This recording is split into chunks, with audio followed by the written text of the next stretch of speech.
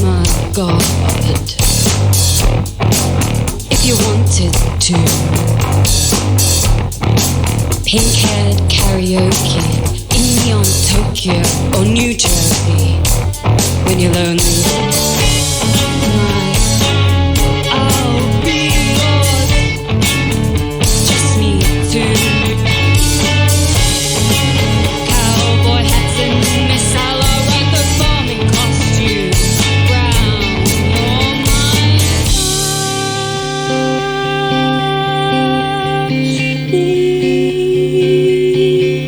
What I feel empty.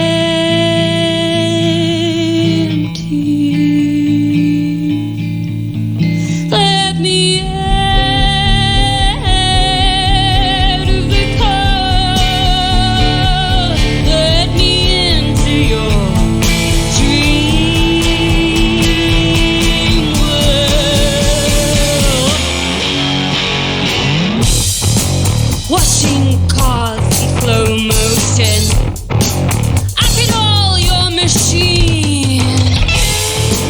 You could be Harry Dean Stanton, now we're magenta on screen.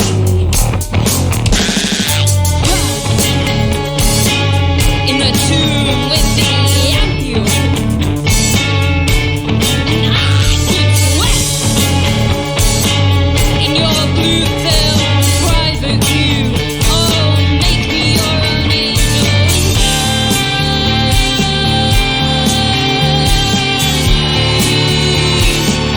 we're supposed to be yours.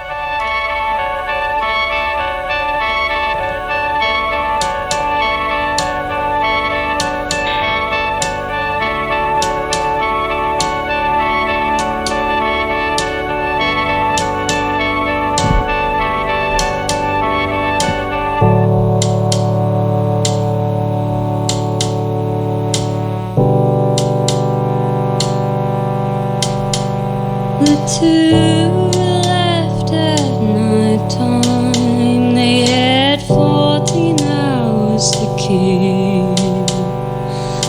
When with Little in his car, both acting on the thrill. She was 27 and the man was older still. Taught there at her college, spoke on words that fold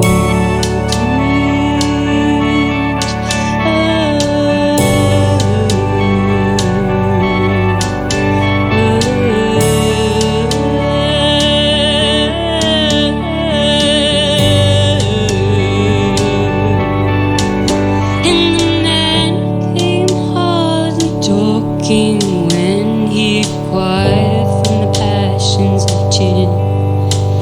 And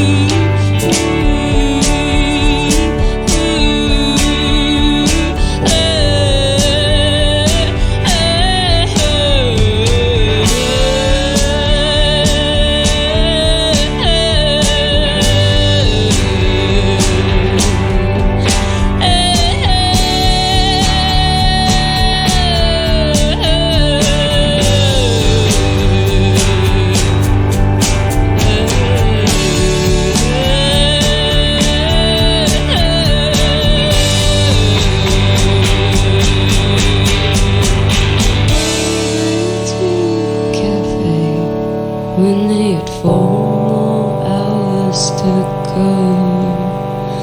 Push their breakfast round their plates, both faking the afterglow. And the waitress's eyes were prying as she covered up her purse. On the picture, gone, gone, gone, gone, gone.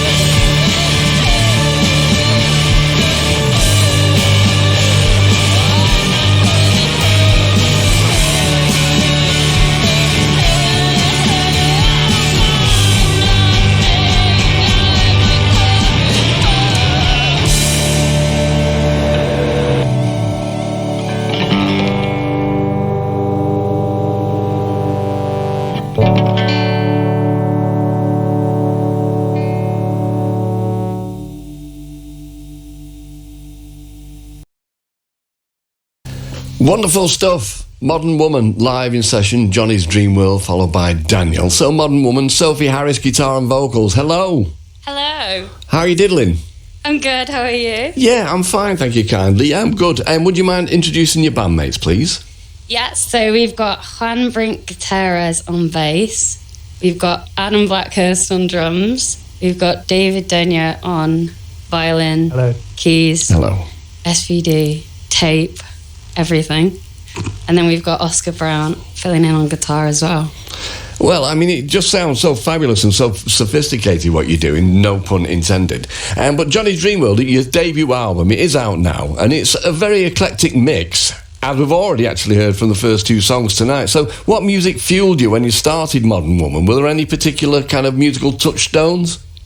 I think it was a variety of things. I think we all listened to loads of different kinds of music, and I think it was just sort of an amalgamation of stuff. I don't think we necessarily sat down and thought, okay, these are the influences that we want to sound like. I think it just kind of naturally just came out. Like, we all have influences that we really love all together, but then there's also very unique things as well. Like, David's very into metal, for example.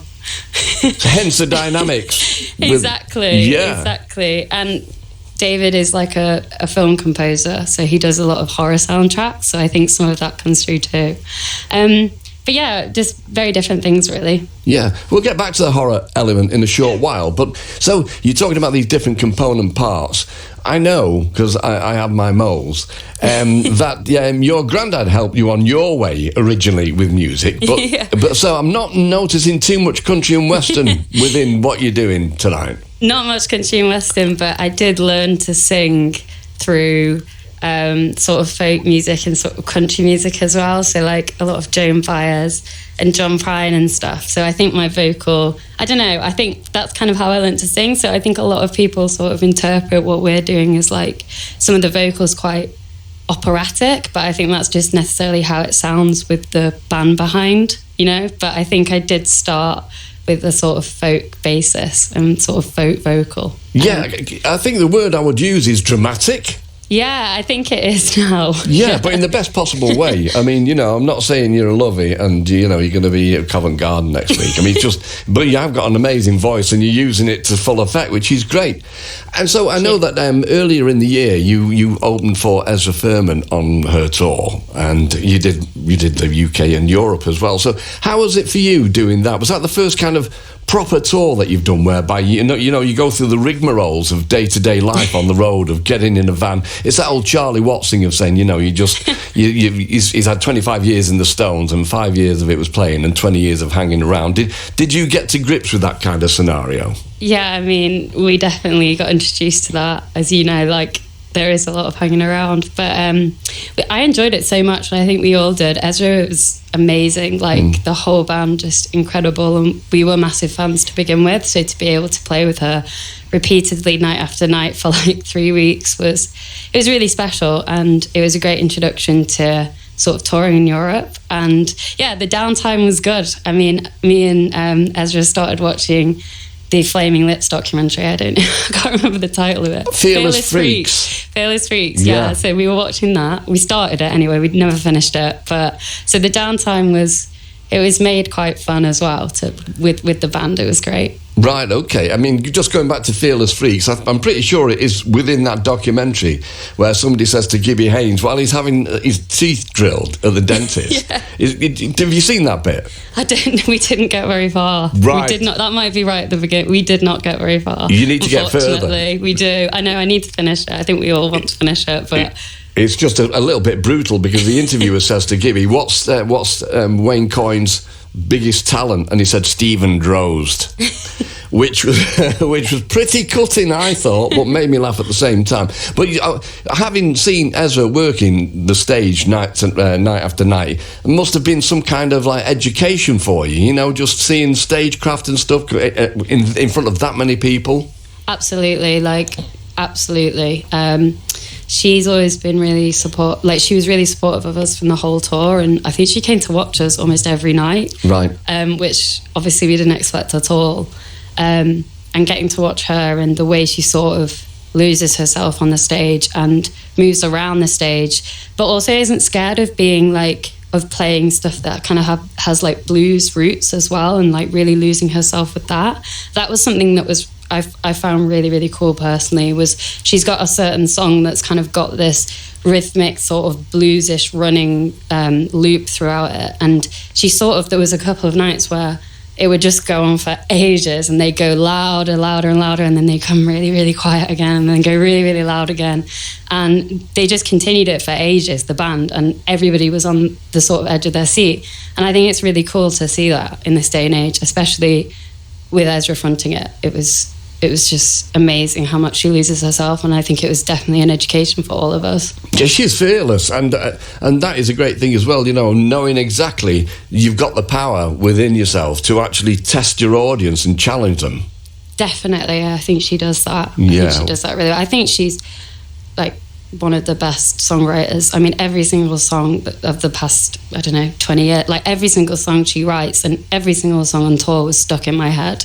I think, we all had different songs stuck in our head, and she's just such a good songwriter. And so to be able to be with her for that whole time and hear those songs every night, you never got bored, she always changed the setup as well. Yeah, well, enough of Ezra Furman. Ezra, get out, will you? Leave us be, man, woman tonight. And so the Dashboard Mary video, I know some of it was shot in Iceland, we'll get to that, but there's all manner of things there. The home movies in there, presuming they're your home movies and you've not broken into somebody's house and stolen tapes. Yeah, I stole them. No, they are. Some of them are, but some of them we did have to fill in because it's actually a whole minute of home footage at the end, so it's quite a long time.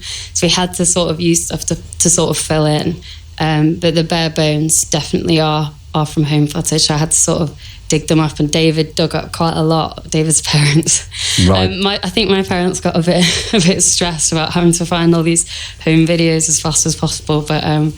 Yeah, we managed to patch it all together into a video. It's a great video. I mean, it's a wild thread. It's a mad journey. But part of it, I know, was shot in Iceland. It's an amazing place. So, had you been to Iceland before you went over and did this video? I'd never been to Iceland. Right. I know David's been to Iceland, but David wasn't able to join us on the shoot. But I had never been to Iceland before, and the label we've just signed with, I think they obviously have Björk, so they've got a massive sort of Icelandic sort of home there. So they gave us a lot of sort of like recommendations of where to go. But no, I'd never been, and I was bowled over by how amazing and striking and beautiful it was in such a small area. But yeah, shooting that bit of the video was definitely a logistical nightmare, as you can probably see on the video. It was a logistical nightmare. Like, I had to lie down in the snow and sit up, and I was getting very, very cold, so I had to keep running into the house to grab, a hot water bottle and warm up, and then come back out and try and refeed it again and again. But it was definitely worthwhile, because I think the shots were quite... there was nowhere else we could have got those shots. No, I mean, it's the dramatic scenery, is everywhere in Iceland, isn't it? And you're also being chased around by a spooky man, so there's something in there for everybody. It's bizarre, yeah, it's pretty bizarre. It's great, though. But we mentioned earlier on the horror film soundtracks and stuff, and I've been told that you are a fan of horror films. So what are your 3 favourite horror films? In what order? Oh, my God. Come on. Oh, I have to put The Wicker Man at the top. The Wicker Man, yes, great. I have to put The Wicker Man. And then I love Blood on Satan's Skull. Yes, that's a good one. I went through a massive folk horror phase. I've kind of, I don't know. David, you can say the third, because David's... Say Suspiria. It has to be Suspiria. The original Suspiria. Dario Argento is the master, probably, in some respects.